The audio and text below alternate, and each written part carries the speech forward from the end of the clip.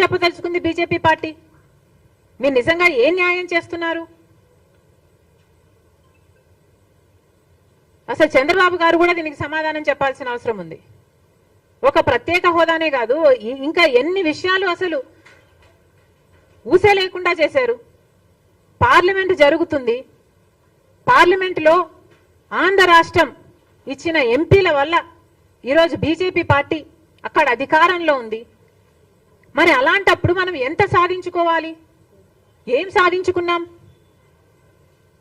15,000 కోట్లు అంటున్నారు. అంటే ఒక్కొక్క ఎంపీకి, టీడీపీ ఎంపీకి 16 మంది అయితే ఒక్కొక్కరికి 1000 కోట్లు ఇచ్చినట్ట, కొనుక్కున్నట్ట. ఇది ఎక్కడి న్యాయం అని అడుగుతున్నాం. మిగతా వాటి హామీల, మిగతా యాక్ట్, రీఆర్గనైజేషన్ యాక్ట్ లో వాటి సంగతి ఏమిటి? Railway zone, Kadapa steel factory, వీటికన్నిటికీ నిధులు అవసరం లేదా? వీటికన్నిటికీ కమిట్మెంట్స్ అవసరం లేదా? గత 10 సంవత్సరాలుగా మోసం చేస్తూనే ఉన్నారు. మళ్ళీ మోసం చేసే ఉద్దేశం ఉంది కాబట్టే కదా ఈ రోజు వరకు కూడా వాటి ప్రస్తావనే లేకుండా చేశారు. కనీసం విజయవాడ, విశాఖపట్నం లాంటి వాటిలో మాకు మెట్రోలు కూడా అవసరం లేదా? మేము ఎలా కట్టుకోవాలి? ఒక్కసారైనా ఆలోచన చేసి కదా, మన ప్రజల గురించి ఆలోచన చేస్తే కదా. ఈ 10 సంవత్సరాలలో మన గురించి ఏ రోజు ఆలోచన చేసింది బీజేపీ పార్టీ? అలాంటి బీజేపీ పార్టీతో చంద్రబాబు గారు కూటమి కట్టారు. మొదటి నుంచి చెప్తూనే ఉన్నాం, పగులు పడిన గోతిలోనే మళ్ళీ రాత్రి పడతారు జాగ్రత్త అని. 10 సంవత్సరాలు మోసం చేశాడు మోడీ గారు. మళ్ళీ ఇప్పుడు ఈ సంవత్సరం మళ్ళీ మోసం చేశాడు మోడీ గారు. ఇక ఎన్నిసార్లు మోసం చేస్తారు? అన్నీ మోసాలే. ఇంతకుముందు ఏమన్నారు? 2022 కల్లా అందరికీ ఇల్లు అన్నారు. మరి ఇప్పుడు ఏమంటున్నారు? ఈ బడ్జెట్లో మళ్ళీ 3,000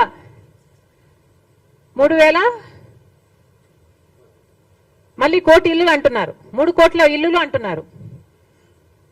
అది మోసమా? ఇది మోసమా? ఇంతకు ముందేమో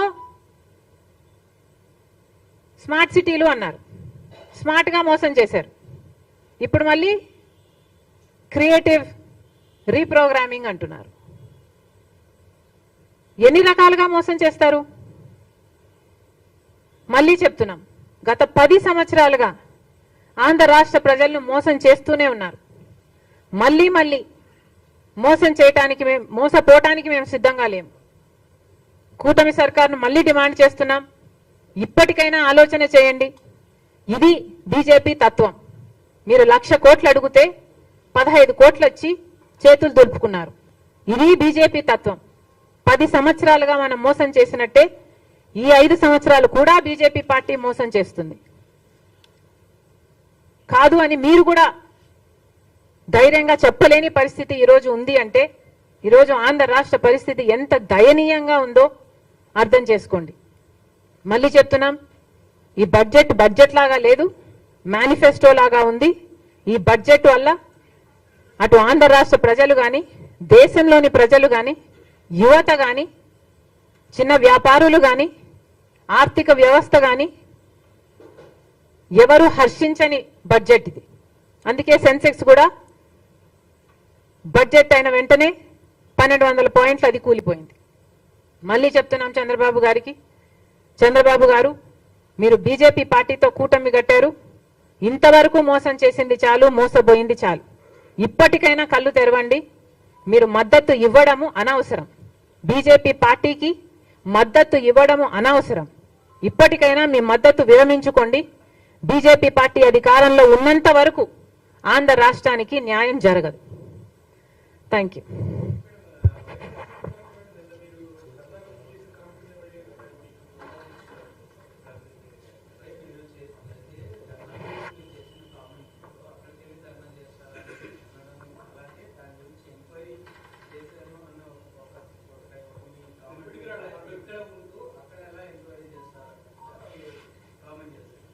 నేను ఎంక్వైరీ చేశాను అనలేదు కదా స్వయంగా వెళ్ళి. నేనేమన్నాను? నిన్న చెప్పిన మాటలు మీకు కూడా గుర్తుంటే, నిన్న చెప్పిన మాటలు నేను ఇటు సాక్షి మీడియాను నేను అడగలేదు, తెలుగుదేశం మీడియా వాళ్ళను నేను అడగలేదు, న్యూట్రల్ మీడియా వాళ్ళని నేను ఎంక్వైర్ చేస్తే అన్న పదం నేను చాలా స్పష్టంగా వాడాను. ఇక వాళ్ళ కళ్ళు నెత్తికెక్కాయి అనుకున్నాను, చెవులు కూడా మూసేసుకున్నారని ఇప్పుడు నాకు అర్థమైంది. మేము న్యూట్రల్ మీడియా వాళ్ళని అడిగాము, న్యూట్రల్ మీడియా వాళ్ళు మాకు చెప్పిన అంశాలనే ప్రజల ముందు పెట్టాము. న్యూట్రల్ మీడియా వాళ్ళు మాకు చెప్పిన విషయం ఏమిటి అంటే, మర్డర్ అయిన వాడు, మర్డర్ చేసిన వాడు ఇద్దరు వైసీపీ పార్టీకి చెందిన వాళ్ళే. కొద్ది కాలం వరకు కూడా, అంటిల్ వెరీ రీసెంట్లీ కూడా ఇద్దరు వైసీపీ పార్టీకి చెందిన వాళ్ళే. ఇద్దరు వైసీపీ పార్టీలో ఉన్నప్పుడే వీళ్ళిద్దరికీ విభేదాలు ఉన్నాయి. వైసీపీ పార్టీలో ఉన్నప్పుడే ఒకరి మీద ఒకరు కేసులు పెట్టుకున్నారు. వైసీపీ పార్టీలో ఉన్నప్పుడే ఒకరిని ఒకరు జైల్లో కూడా పెట్టారట. వైసీపీ పార్టీలో ఇద్దరు ఉన్నప్పుడే ఒకరి ఇళ్ల మీదికి